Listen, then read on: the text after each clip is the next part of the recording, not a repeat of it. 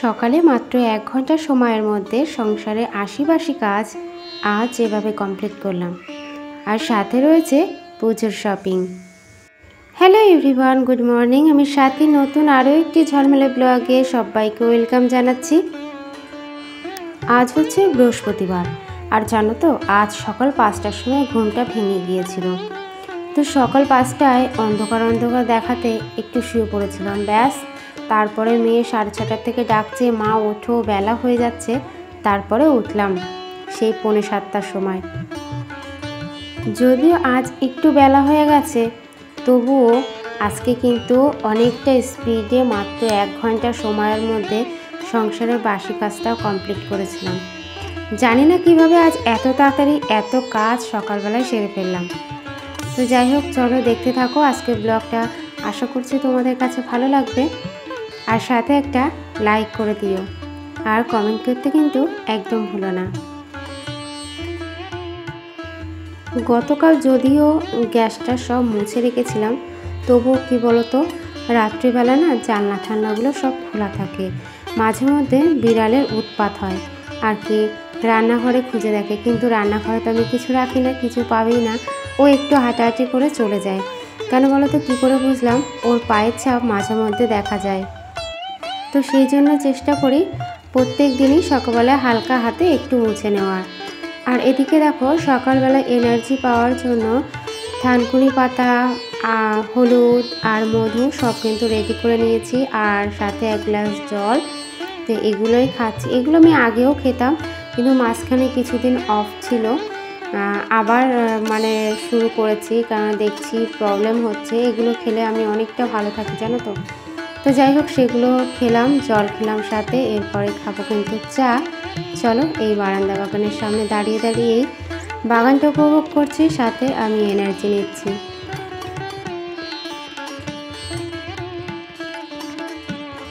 আর এই যে এখন কিন্তু আমি বাইরে বসে বসে চা খাচ্ছি, হালকা রোদে বসে। প্রচণ্ড গরম পড়েছে আর, জানো তো, ভীষণ গরম। আজ কি হয়েছে জানো তো, রাত্রের কথা বলি আর কি। তো আমি তো প্রত্যেকদিন রাত্রে ভয়েস দিয়ে রাখি, কিন্তু আজকে রাত্রে না ভয়েস দিতেই ভুলে গেছি। সংসারের অন্য কাজ বাজ করছি, রান্না করলাম, কিন্তু হঠাৎ কী যেন একটা মিসিং মনে হচ্ছে। ও মা, যে টাইমটা আমি ভয়েস দিই আর কি, তারপরে 1-1.5 ঘন্টা পরে ভাবছি আমি তো আজকে ভিডিও এডিট করেছি, কিন্তু ভয়েস দিইনি। জানো তো, ভীষণ একটা কেলেঙ্কারির ব্যাপার। তো যাই হোক, তারপরে রাত্রে আমি মেয়ে খাওয়া দাওয়া করে তারপরেই ভয়েস দিয়েছি, অনেকটা রাত্রে। আর এই দেখো, এখন হচ্ছে বাইরে কিছু বাসন ধুয়ে নিচ্ছে আর কি। আর এই বৃষ্টিতে না বাইরের অবস্থাটা খুবই খারাপ হয়ে গেছে। আবার একটু এই বৃষ্টির এই স্যাঁতস্যাঁতে ভাবটা না গেলে এই জায়গাটা আর পরিষ্কার হবে না। আর যেহেতু বাইরে রং ঠং টাইলস কিছুই বসানো নেই, আরও দেখতে খারাপ লাগে। তো যাই হোক, এখন কিন্তু আমি ঘরটা ঝাড়ু দিয়ে নিচ্ছি।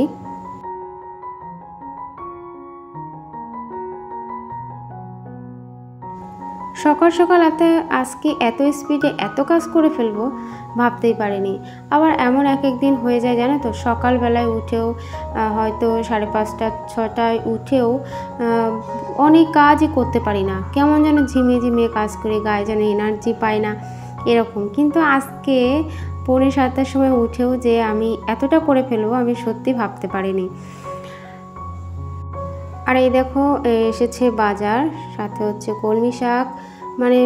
শাকটা হচ্ছে বাড়িরই, তো দোকানে রাখা ছিল, সেটা নিয়ে এসছে ঘরে।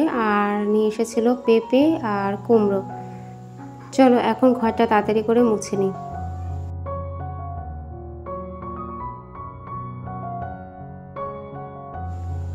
এই যে মপটা দেখছো, এই মপটার বয়স কিন্তু 3 বছর। আমার ছেলে হওয়ার পরই আমাকে হাজব্যান্ড কিনে দিয়েছিল, কারণ আমার তো ছেলেটা সিজারে, তো তখন আমি ঘর মুছতে পারতাম না, ঘরে ধুলো প্রচণ্ড খারাপ অবস্থা হয়েছিল তো সেই সময়টা। তো তার জন্য এটা কিনেছিলাম আর কি, ব্যবহারও করেছিলাম প্রায় 1 বছর মতো। তারপরে আবার তুলে রেখেছিলাম বলতে এই বালতিটাকে তুলে রেখেছিলাম। লাঠিটা কিন্তু আমার সবসময় ইউজ করি, তো হচ্ছে খাটের তলা মুছতে গেলে তখন লাঠিটা প্রয়োজন পড়ে। এখন তো সবসময় লাঠি দিয়ে মুছি, কিন্তু ওই বালতিটা তুলে রাখা হয়েছিল, তো আবার বের করেছি সেটাকে। এই হলঘরটা মুছতে গেলে না অনেকটা বড়, তো ওটা মুছতে গেলে তখন কিন্তু এই মপটারই প্রয়োজন হয়। আর এদিকে সকালে আলু সিদ্ধটা বসিয়ে দিয়েছি।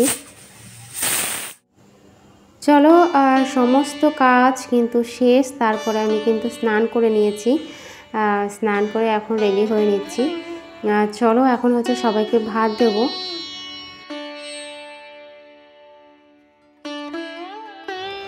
তো ভাত খাওয়া হয়ে গেছে, তারপরে হচ্ছে অনিশা মানে আমার মেয়ে আর শাশুড়ি দুজনে মিলে গিয়েছিল বাজারে।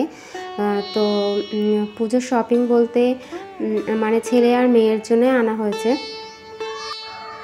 ছেলের জন্য 3টে, একটা শার্ট, 2টো গেঞ্জি, আর মেয়ের জন্য কিন্তু 2টো জামা আনা হয়েছে। কেমন হলো জামা কাপড়গুলো সেটা কিন্তু তোমরা অবশ্যই জানিও।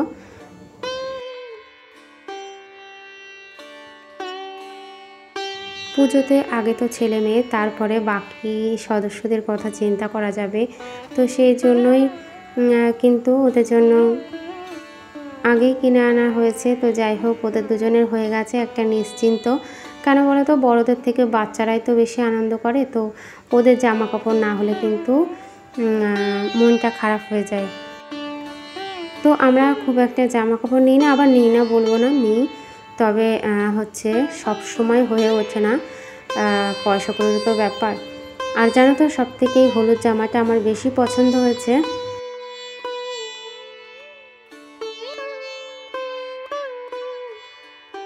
তোমাদের কাছে কেমন লাগলো সেটা কিন্তু অবশ্যই কমেন্ট করে জানিও। আর চলো, স্নান করার আগে কিন্তু বললাম যে সমস্ত কাজ কিন্তু করে নিয়েছি। বিছানাটাও ঝেড়ে ঝুড়ে রেখে গেছিলাম, তো এসে মানে নতুন বিছানার চাদর, মানে কাঁচা বিছানার চাদর পেতেছি আর কি।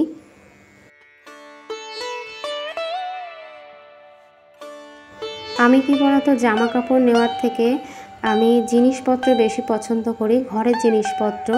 তো আমরা প্রত্যেক বছর মানে জামা কাপড় হোক, মানে আমাদের কথা বলছি, জামা কাপড় হোক বা না হোক, সংসারের এক একটা ইলেকট্রিক জিনিস আমরা কিনি। যেরকম এবছর ইচ্ছা আছে শীতকালের আগেই একটা ওয়াশিং মেশিন কিনবো, তো দেখা যাক কতদূর কী করতে পারি। আর এদিকে কিন্তু রান্নার জোগাড় দুপুরের করে নিয়েছি। শাক, কলমি শাক রান্না করব, কুমড়ো আর ওই বেগুনটা দিয়ে, আর এই যে পেঁপে কেটে রেখেছি, ভাবছি মুগ ডাল দিয়ে পেঁপে দিয়ে রান্না করব। তো শাকে তো একটু পেঁয়াজ রসুন দিতে হবে, আর তাই চপারে একটু চপ করে নিচ্ছিলাম।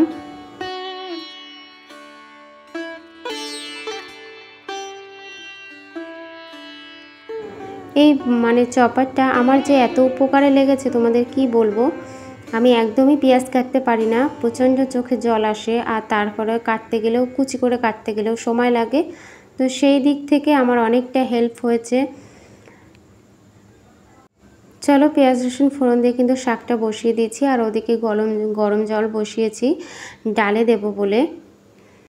তো বন্ধুরা, আজকের এই ছোট্ট ব্লগটা কেমন লাগলো তোমরা কিন্তু অবশ্যই কমেন্ট করে জানিও।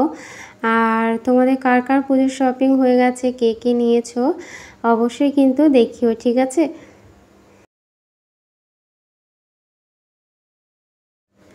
তো চলো, রান্নাবান্না কিন্তু কমপ্লিট। আর এই যে দেখো শাকটা করেছি যে কিউট ছোট্ট কড়াইতে। এর যা দাম জানো তো, এর যা দাম তাতে কিন্তু একটা ছোট্ট কড়াই হয়ে যায়। তো যদিও কিউট অনেকটা দেখতে, আমার মেয়ের এটা পছন্দ। তো চলো, আজকে ব্লগটা এইটুকুনি। সবাই ভালো থেকো, সুস্থ থেকো।